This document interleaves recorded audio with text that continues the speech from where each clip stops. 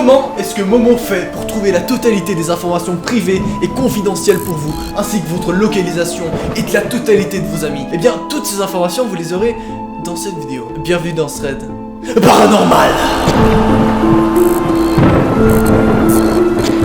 J'ai reçu énormément de messages récemment qui me disaient: oui, mais moi, comment Momo il fait pour contacter les gens?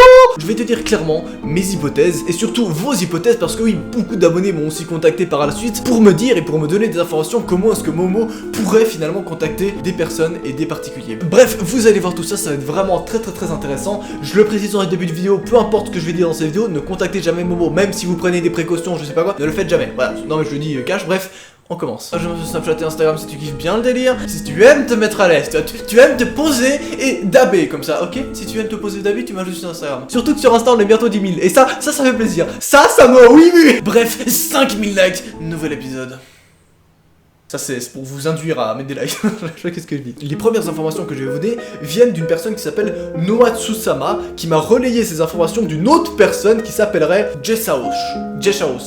Mais il a un pseudo un peu bizarre aussi, ouais, je peux pas un moment. Donc énorme merci à vous. Jeshaos nous dit sur ton... Ouais non mais je vais pas y arriver à prononcer son pseudo. Non mais autant des fois je peux faire des efforts, autant là non, on va l'appeler Christophe. Allez Christophe.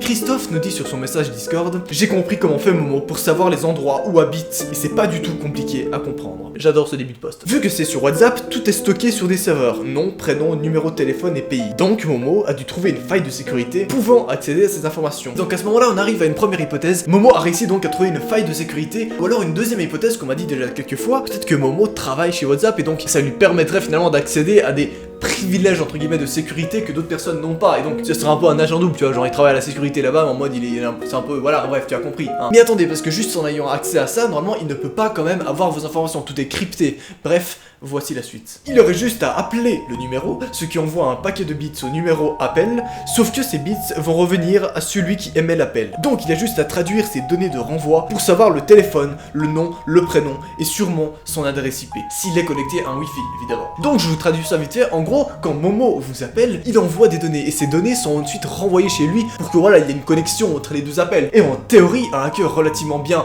puissant pourrait décrypter les données qu'il reçoit de l'appel afin de découvrir des informations confidentielles, comme par exemple son adresse IP qui nous permet du coup d'accéder à sa connexion internet, ce qui est quand même extrêmement énervé. Vous allez savoir pourquoi. Donc une fois que Momo a appelé, il possède tout un tas d'informations. Adresse IP, nom, prénom, coordonnées GPS, etc. Donc tu t'en doutes, une des premières possibilités afin d'avoir toutes ces informations, c'est qu'il t'appelle. Et donc si tu réponds, là tu peux avoir de sérieux problèmes. Mais attention, c'est pas tout. Christophe nous envoie juste après. Et comment il te localise? Soit avec les coordonnées GPS qu'il a récupérées, si c'est avec ton adresse IP. Donc il sait où tu habites dans un rayon d'environ 1 à 50 mètres. Donc très précis, évidemment avec une adresse IP, tu peux savoir plus ou moins exactement où une personne habite. Et là on arrive à un point extrêmement important, parce que quand tu as l'adresse IP d'une des personnes, tu as donc accès à sa connexion Wi-Fi. Et donc en ayant accès à sa connexion Wi-Fi, tu peux avoir accès à la totalité des appareils qui sont connectés à cette connexion Wi-Fi. C'est-à-dire que tu n'as pas directement accès, mais un hacker, à partir du moment où il possède ta connexion Wi-Fi, où il la connaît, il peut également connaître tous les appareils qui sont connectés à cette connexion Wi-Fi. Et donc la plupart des appareils ménagers,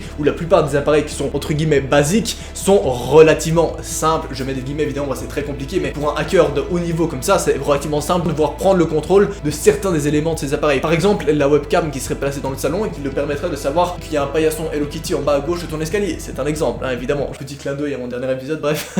Et à partir de là, ça expliquerait déjà pourquoi est-ce que parfois Momo arrive à envoyer un message sur la télé qui est à ta gauche et t'es là en mode What the fuck? Ou alors éteindre les lumières si t'as des lampes connectées, je ne sais pas. Bref, ça peut partir vraiment très loin. Première hypothèse, c'est possible s'il y a un hacker qui est vraiment très puissant, ou comme je l'ai dit, qui travaillerait par exemple chez la sécurité, chez WhatsApp. Seulement il y a une autre hypothèse que j'ai découvert dans un de mes commentaires sur une de mes vidéos qui est très important et qui mérite pour moi d'être un peu top du top, vraiment. Ça serait qu'en réalité, je sais pas si vous avez remarqué, mais au début des conversations avec Momo, très souvent Momo envoie une image. Donc Momo envoie un lien de téléchargement. Est-ce que finalement cette image serait pas juste une image, mais pour être aussi en gros un cheval de Troie? Ça serait justement un moyen qui lui permette d'accéder à ton smartphone. Parce que oui, on vous dit toujours, oui, faites attention, ne téléchargez pas n'importe quoi sur internet, ne cliquez pas sur un lien si vous voulez un lien pour le télécharger ou comme ça. Mais là, est-ce qu'on est peut-être sur la même chose? C'est possible. En soi, ce que vous faites, c'est que vous téléchargez une image. Et qui vous dit qu'il y a seulement l'image qui arrive et qu'il n'y a pas d'autres informations qui arrivent avec? C'est une hypothèse, évidemment, mais il faudrait que derrière, il ait trouvé une espèce de faille qui lui permettrait de pas juste envoyer l'image, mais de lui envoyer des données avec. Par exemple, des données de hacking qui lui permettraient ensuite d'accéder à tes contacts et du coup de savoir la totalité de tes amis. Parce que ça, oui, hein, moi, ça m'a toujours fait un peu flipper. Quand je vois dans les conversations Momo que le mec liste la totalité de ses amis, je me dis putain, si le mec aurait fait ça avec moi, je serais en PLS, genre vraiment, genre. Non mais oui, c'est une possibilité qu'il ne faut pas écarter. Quand quelqu'un clique sur un lien de téléchargement, si vous êtes un hacker, vous pouvez en théorie accéder du coup à ces données de son ordi. Donc ça peut être la même chose avec son smartphone et ça, je trouve c'est très intéressant. Qu'est-ce que vous en avez pensé? Votre avis m'intéresse totalement finalement. J'aimerais extrêmement savoir ce que vous avez pensé de ces petites hypothèses. Moi je trouve qu'elles sont très intéressantes et pour moi c'est vraiment des trucs plausibles. Tu vois, on n'est pas sur un mec oui c'est un démon, il a les capacités de foudre, c'est-à-dire qu'il peut envoyer de la foudre sur votre maison et ensuite savoir avec l'électricité statique la totalité des... Non, c'est ta gueule, genre vraiment. Bref, ajoute-moi sur Snapchat et Instagram si tu kiffes bien le délire. Bientôt les 10 000 sur Insta s'il vous plaît, je veux les 10 000, genre. Ce fut un plaisir, c'était Noah. 5 000 likes, nouvel épisode, bref. Allez, salut!